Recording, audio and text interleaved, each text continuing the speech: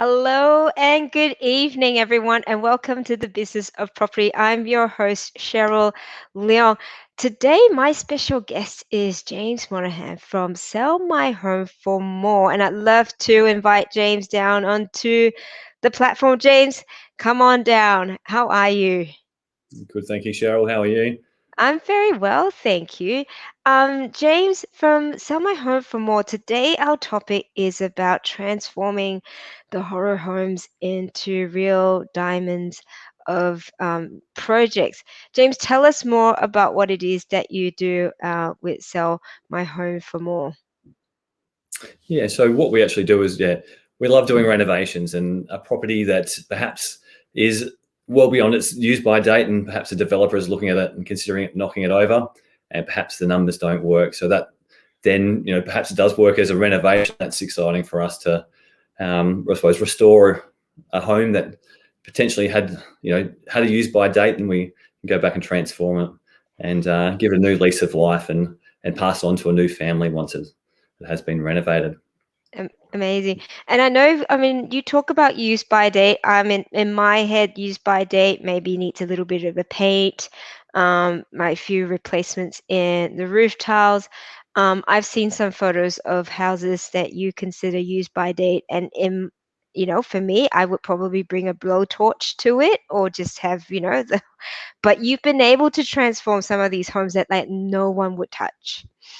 Yeah. And I've not, I dare say, I don't know if people have sort of passed away in it as well, but I've seen sort of they would look like someone has, but you've been able to see the value in it and the opportunity, and I'd love to really understand where that sort of experience and knowledge has come from. So maybe let's step back a little bit. Tell us a little bit about your property journey. How did it start, and how that's looked like over the years? Yeah. So I've been in property for about 14 years, and I took a package from Holden when they were closing down, and they offered some money for some further education. And I actually did my real estate license course because I had an interest I wanted to be a property person and create passive income through property. And I thought that was the great step in, was being amongst it, and I did the course that way. And through that, was basically, I came across a house from one of the other agents who just started, and they sort of give them the worst house that no one can possibly sell.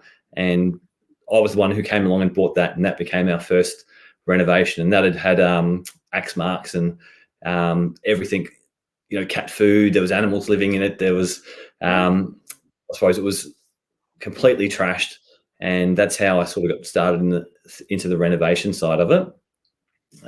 What I suppose I find exciting is also it's an opportunity when a house has been left for a while. Perhaps it's abandoned. Perhaps there's a hoarder that's been living in it, and it's quite unsellable for a real estate agent in the current condition. And having sort of made myself known to agents and what we can do, and they've seen the befores and the afters, then I guess they sort of bring properties to us and say, no one can do anything with this one. As you say, it doesn't need a blowtorch, Yeah. perhaps.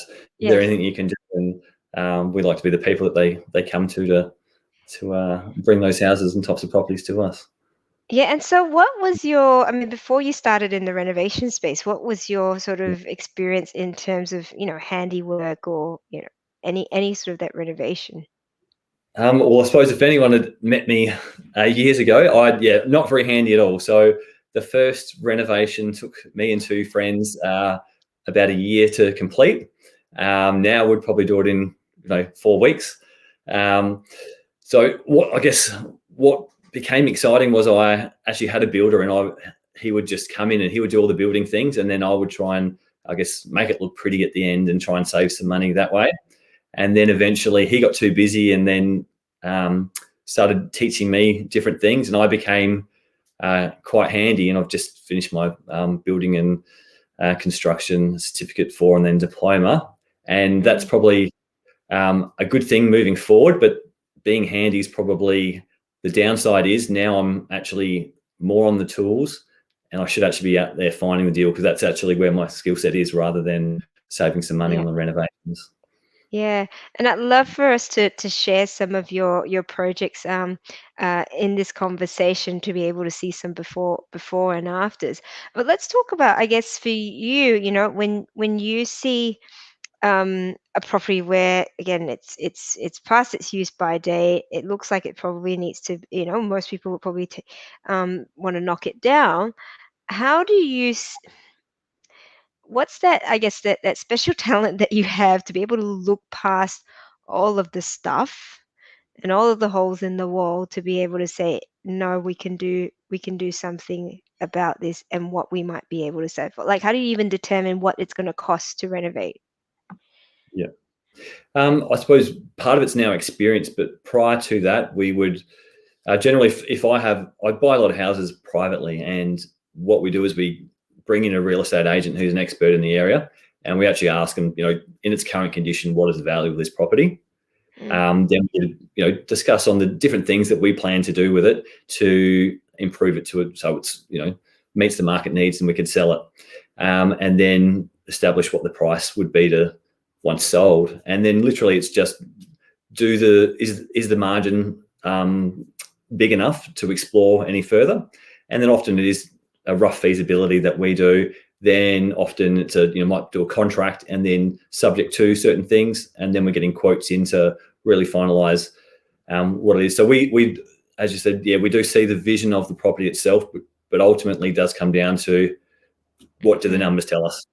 Is it Yeah, close? Is it going to work? And then we move forward based on purely on the numbers. So yeah, there's a lot, fantastic. lot we'd love to renovate, but it just doesn't make business sense to do it.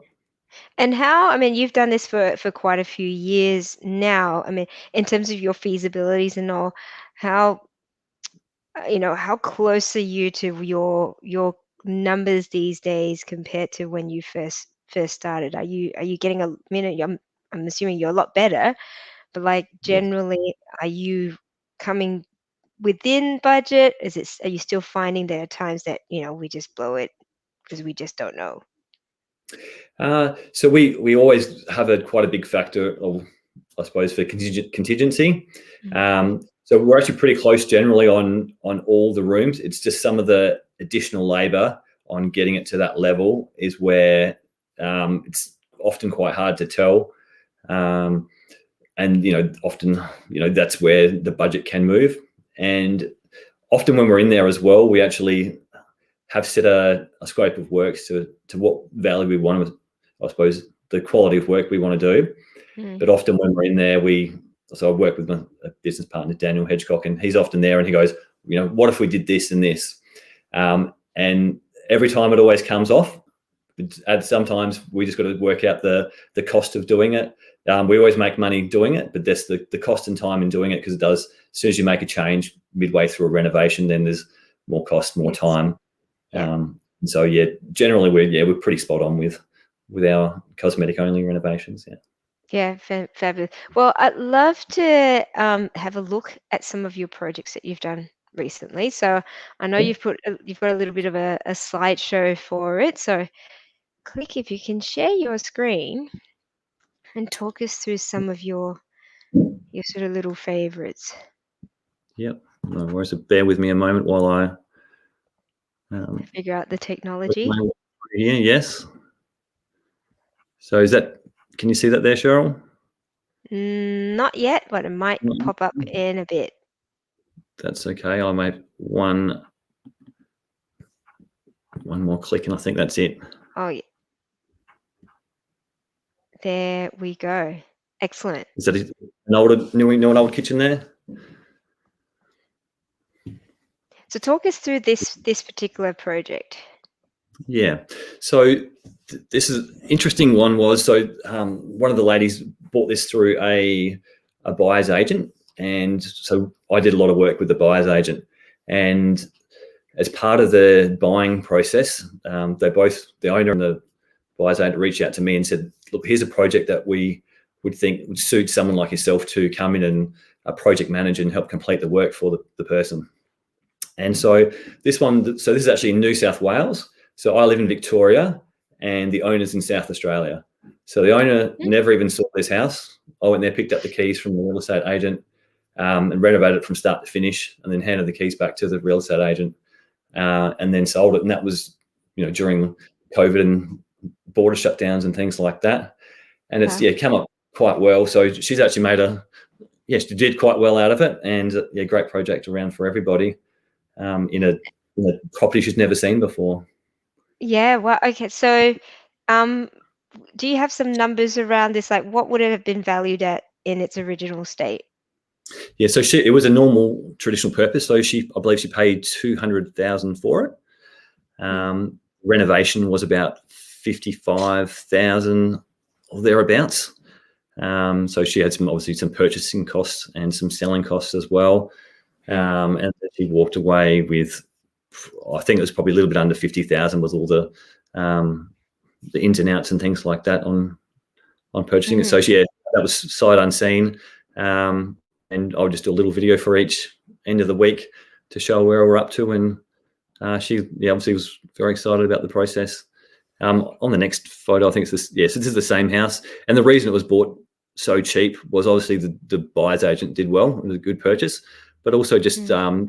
things I'm not sure if you can see in through here. So there was a water leak in through the bathroom in through there, and carpets removed. There's holes in walls trying to work out where the leaks and that were coming from. So no one could actually come in and buy it, and that was, I guess, on Mm. market, but they couldn't have open inspections and a cash unconditional offer through a buyer's agent that reputable gets the job done. So that offer was accepted, and then hence a good opportunity for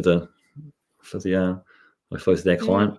And this is the same property there, so that was a bit of rendering. Just it was an ugly looking property, as you can tell. Mm. And did quite well. So that actually sold for, I think, 360 she got for that, and that was probably 8 weeks, and that was quite a bit of that was through that's the next property. Quite of that was through the COVID shutdown. So, did she recently purchase the property, or was that quite Yeah. a while ago? So And she bought it in, I think, December, maybe November, December of last year. yeah, And then, we literally probably had the keys for 8 weeks, put it back on the market and sold it straight away. yeah, And fantastic. And so how did you go about? I mean, noting that it was in a different state, getting the right trades and quotes and all of that. How was that process?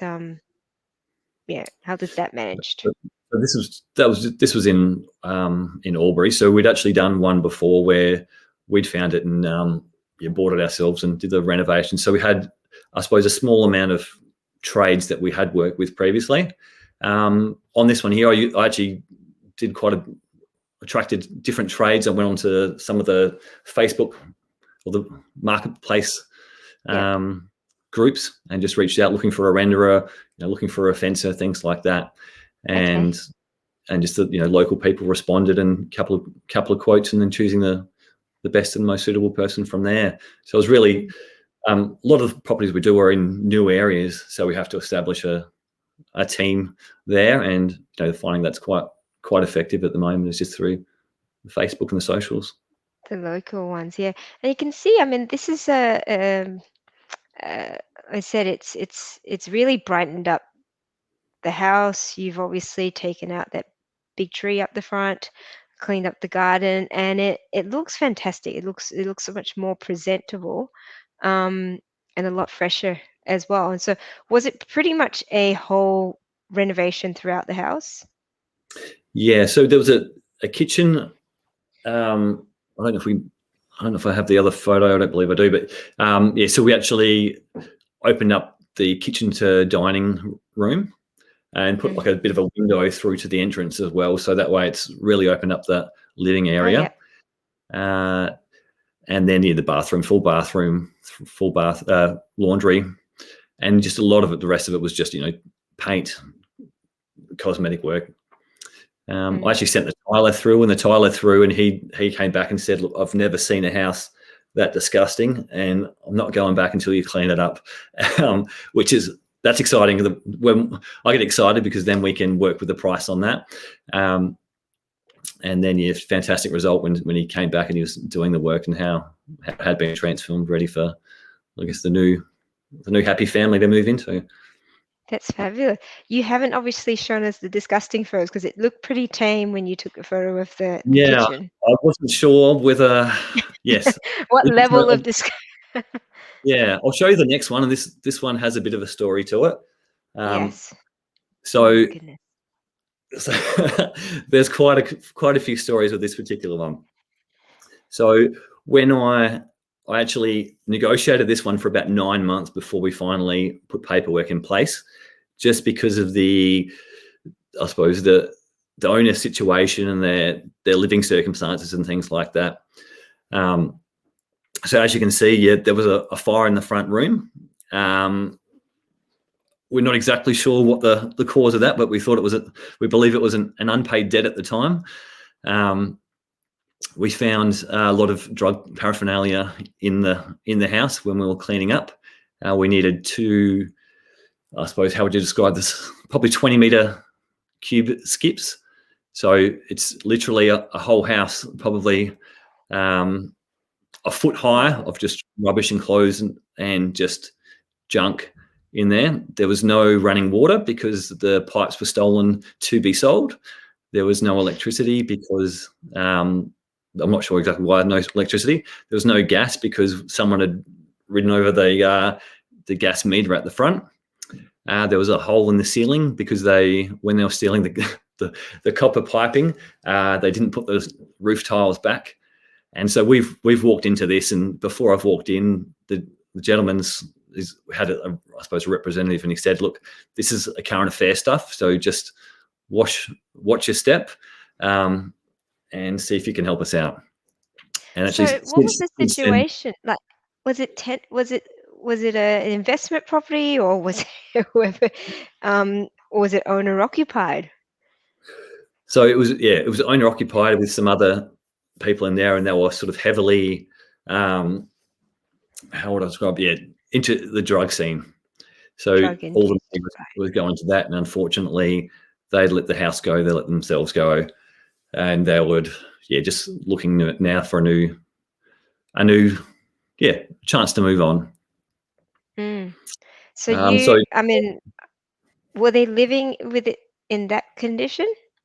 correct, yeah. So yeah, we went through, and the day it was like that, there was people sleeping in bedrooms and things like that. So what we did is we put paperwork in place, and like straight away I had to buy the owner a phone because he didn't have a telephone. We helped buy him a car.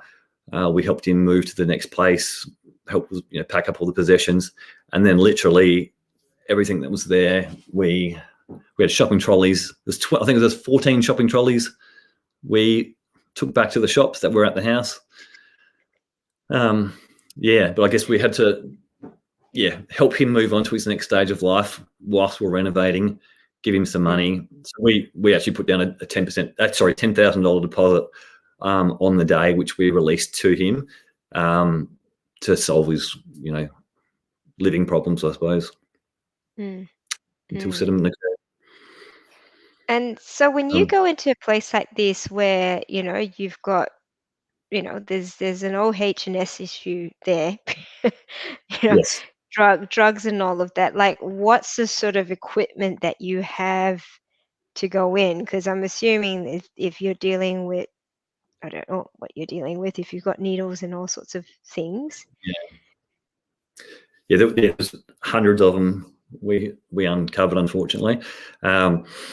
So basically I was the person who put my hand up and said that I'll go through first and go through and clean out all the rooms safely before anyone else came in. So we cleaned all that up, safely disposed of everything that we needed to separately, and then loaded the skip up with just the rubbish. And then from that time onwards, then we could, other people are available to come on site and Mm. play their role. Wow. This is stuff that I would have, I thought you'd only find like in Detroit in the Well, US, because I had a property in Detroit. It looked sort of like this. yes, And yeah, people okay. were stealing copper pipes. Mm. Yes, depending on the area, I've had plenty of them stolen. I've renovated houses, then had them stolen, then replaced it again while we're trying to sell it, then had them stolen again. So, Wow, yeah, some areas are subject to those sorts of things, it happens. unfortunately. So in It does terms of happen. the house itself, I mean, did it have good bones apart from the fact that it's been partially burnt and Yeah, so yeah, it did actually. It was quite surprising. So we original idea was we're just going to go in, clean it up, get the power connected, get the gas connected, just leave it as a shell, and then another renovator would come in and then pay us more. So we might just shuffle little bits of paper, you know, spend 3 or 4 days cleaning it up, and then make a bit of money that way. Then once we cleared it all out, the building inspector came back, did another inspection because he couldn't really access everything first time round. And then, yes, discussed it with the business partners, and we said, look, let's do this. Let's go the whole hog and get this one done. And we actually sold this one. So from the day we signed paperwork to the day it actually settled to the new owner. So that's us renovating it, finding a buyer, I guess them getting finance and then settling. So we had it for 61 days and sold it for 180,000 more. fantastic. And what was the renovation cost and removal Uh, and everything? it was about 63 or something like that. Okay, wow. And that was probably 3 or 4 weeks because fortunately the owner knew the property and said, look, we want the backyard. So it was, didn't even have to advertise it, and we just went straight through, and we'd had a real estate agent who just put the paperwork together for us. So Fantastic. they're Great not always. outcome. We've sold a few to the neighbours actually. So Excellent. And the original owner um obviously was finally able to sell their property like through you, which yeah, any other situation we might not have been able to sell it at all, really, that's right. without him having to put. That's Mm, right. And I suppose we came clear on the desperateness of the situation, and that's why we organised a release of the deposit. I actually was giving him money a couple of times just to get him through to our next meeting, I suppose. But once settlement came through, then he got his large sum of money, and then not sure exactly what happened, but I know that probably didn't last very long, and that's mhm. sometimes It's a that's sad situation. yeah, Yeah. that's right. Well, let's have a look at it. Let's have a look at a few more. Yep. So that's probably a better photo as well. So this one. So actually, the house I just showed you with the burnt lounge room. So a guy found me on I was doing some marketing at the time and came across me. Then he actually rang me up and said, "Look, I've found another one. Another friend of mine's desperate and needs a hand as well." And so this is the second house. So this is what we went in and did, was open that all up, and that sold quite quickly and quite well as well. But the situation with this one was going through a separation, had children that were unruly, and sort of people living in the house that weren't supposed to be there, and just completely trashed the house. And he reached out to us, and what we had to do was, because it was a divorce, we had to make sure that they'd had their agreement in place. It was very clear on what the value of the property was, what each party was going to receive, and when they were going to receive it. And then that way, that was all crystal clear and all legally organised before we could even step in and consider, doing what we wanted to do. And in the end, we just purchased it outright. Often we'd like doing joint ventures with the owners to save on settlement costs, but based on the complexity of the divorce situation, we just came in and put in an offer and purchased it. Mm, And this was over in Adelaide, so we spent a bit of time. So I'm in Geelong, so travelling across there to complete this one. And just looking at the kitchen there, how we've opened up that wall. And that's an example, as I mentioned before, where we had a budget and a vision in mind. And then once there, I guess opening it up created a whole new perspective for the property and a new price range, and managed to achieve that quite successfully, and sold it for more than we'd expected. And so some of the numbers on that one, so we probably sold it for about 200,000 more than, maybe a fraction more, 220,000 more than we purchased it for, and it's probably about 110 spend, so a bit more than we normally like to do, but did need some structural Yeah. work. I was gonna ask whether you needed to get structural work done because of that beam across the top there. I Yeah. mean, the transformation is incredible. When you walk into a property like that, and again, I look at that and I go, "Oh my goodness, how do people live like that?" But obviously there are people that do. I mean, do you actually envisage the second image in your mind when you walk in there? You sort of go, "I think this is possible." At the start, normally I'm just trying not to contaminate my hands and my Yes, I was eyeballs. I gonna. want to walk out and because a lot of places, unfortunately, like this, there might not be running water, and then so the toilet's still being used, things like that. There's, the oven switched off, or the fridge is sitting there with, full of old food, things like that, Stuff which is, living out of it. it's tragic. And Mm. sometimes it's a one breath walk around where you hold your breath, you run around, you head out the back door, and then you take a second breath and go in. So having it look like that, now we know, I guess, cosmetically how we can get it, but it's usually once we're in there, and then we have a bit of time to really work out, like things like opening it up or moving a room. That takes, it's not the first time around normally. No, it's Mm. Mhm. we need Mm. a bit of And time to feel the house, I suppose. and say for something like this, how much were you personally involved, like hands-on, on the Yeah, tools? so it really depends on the number of projects we have at the time and then budget we have. So this one, because we made the changes to spend more money, so I became more hands-on. So of the 13 or so weeks this one went for, I was probably in Adelaide for maybe 6 or 7 of them, and I'd typically drive across for a week to 10 days, and then be pretty hands-on. And Yeah. hands-on, I mean, I've got my gloves on and tool bag, and you're working hard. Paint rollers and everything as well. Yeah, I mean, that's, it's a fantastic outcome. It's just it's incredible just what a different and how you've been able to open that up as well. It's a great outcome. Um, are there more to see? I'm really yeah, enjoying this because I love transformational images. Is that the yeah. same So property? one of the same house, yeah. So the tree is still there, in case anyone's wondering. A lot of people always like the tree to stay. Yes, we just rendered that one, painted the roof, a little bit of basic landscaping. So was the main bedroom. Mhm. It's a little small, probably that's the backyard. So just a question about render. Why do you choose to render as opposed to painting bricks?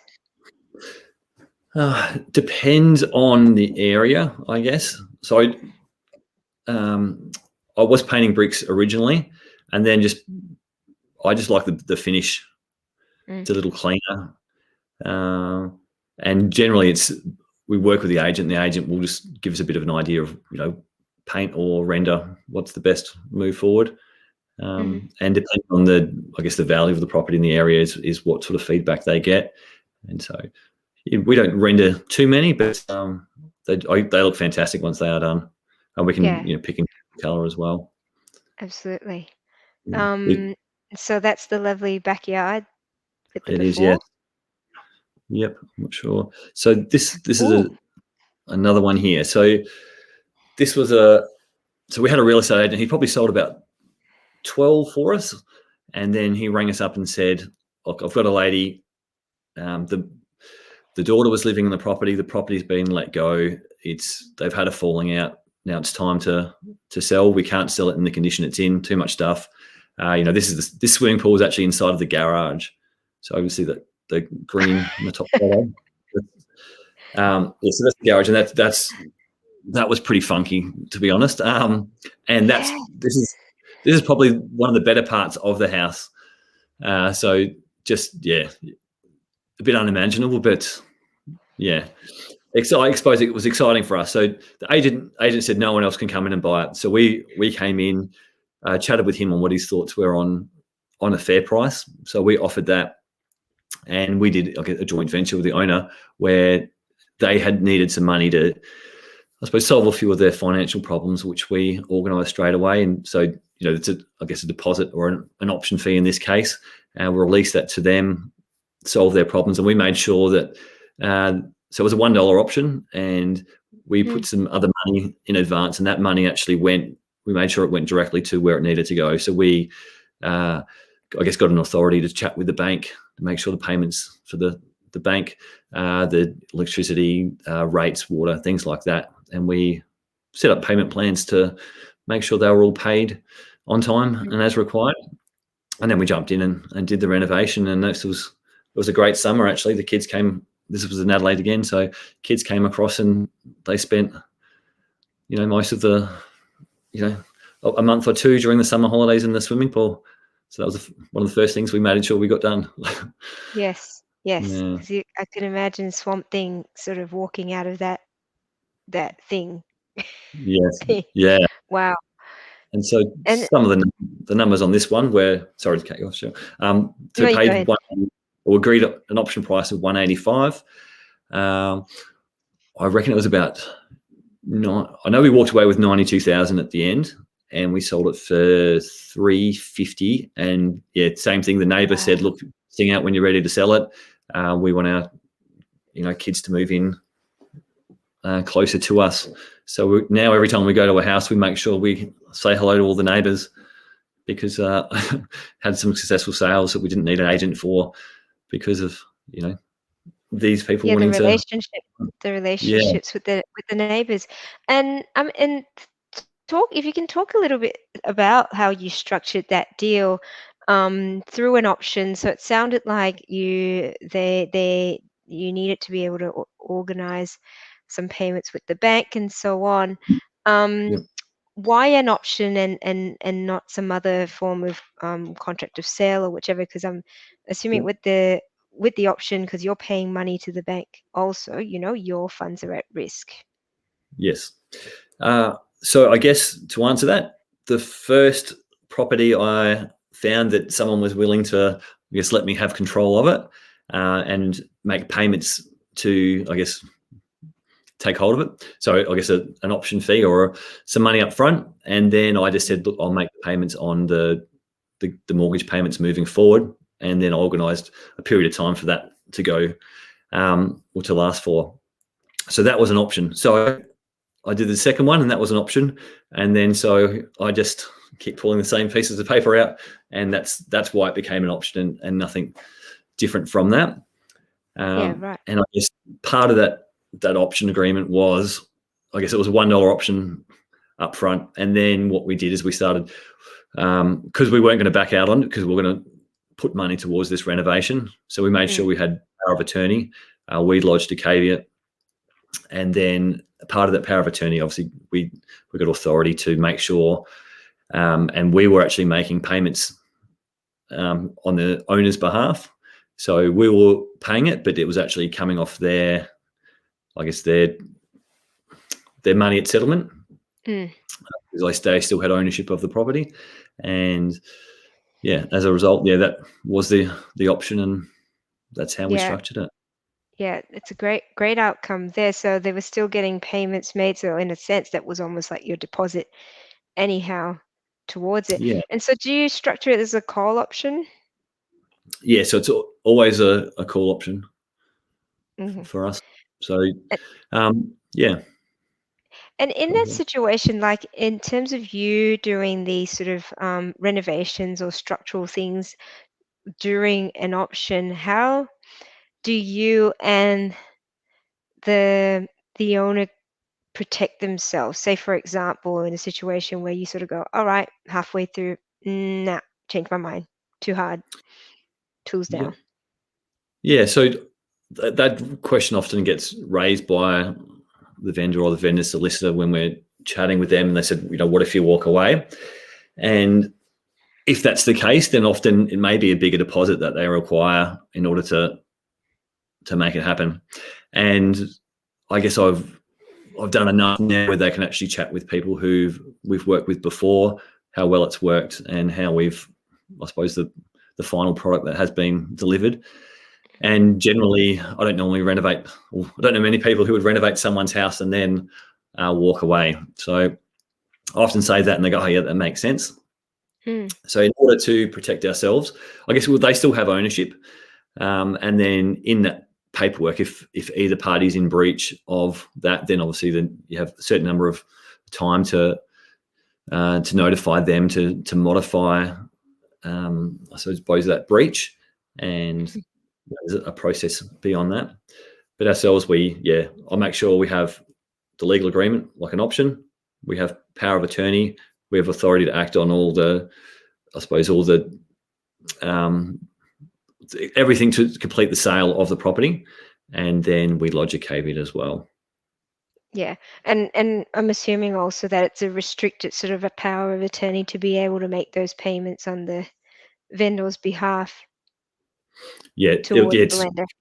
restricted to the property only. Hmm. Excellent.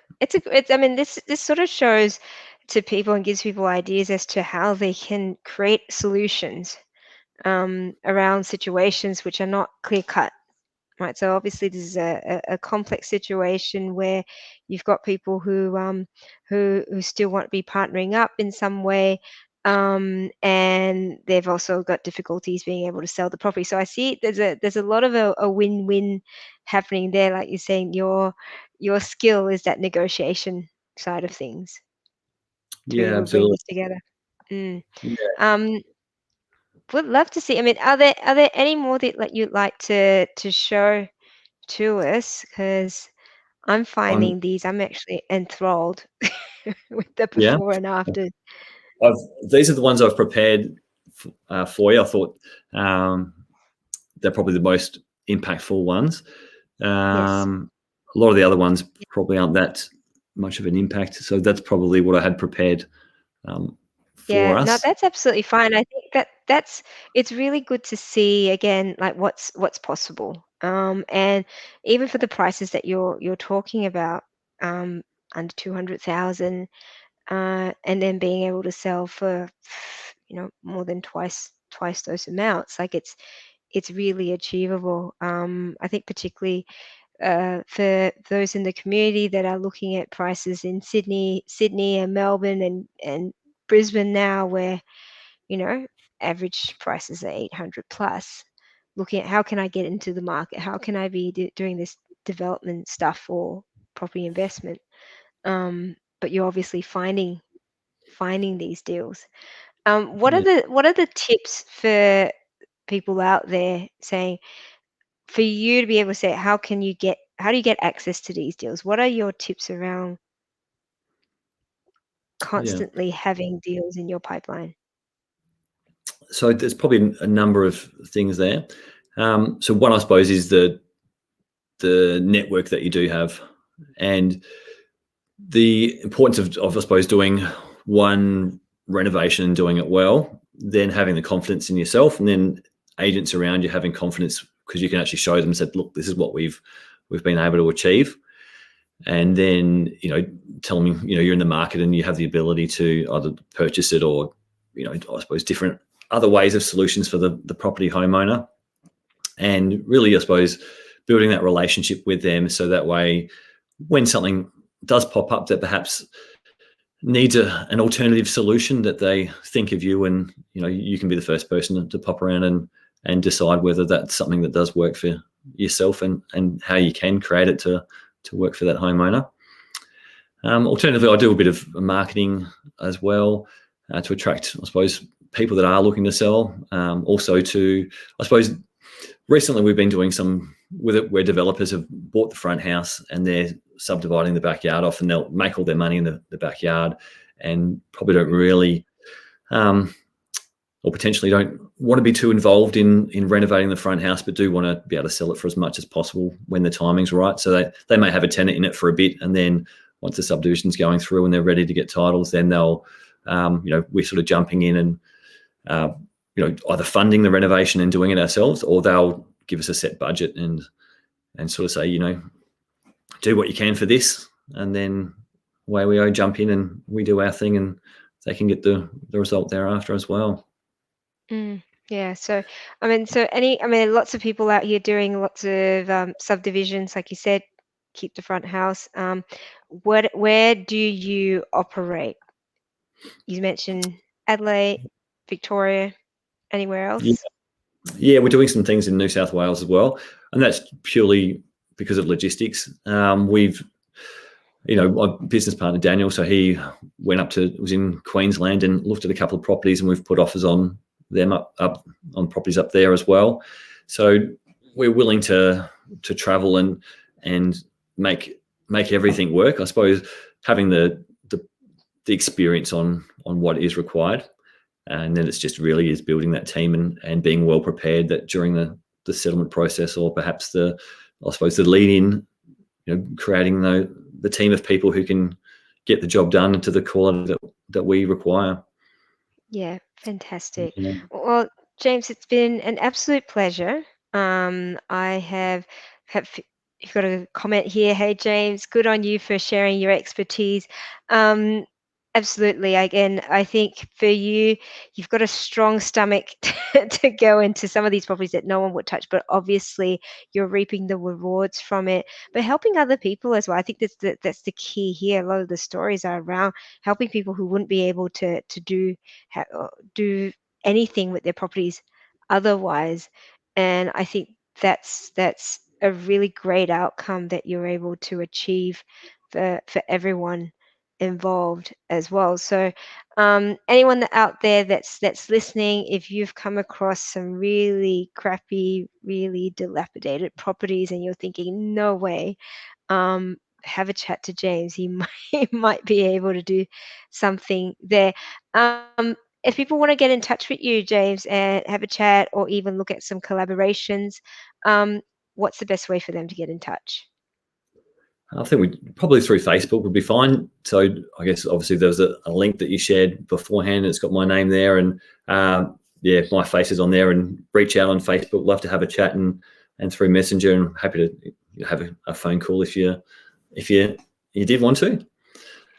Fantastic. Absolutely. Well, thank you very, Mm, very much, James. I look forward to the next project, the next update.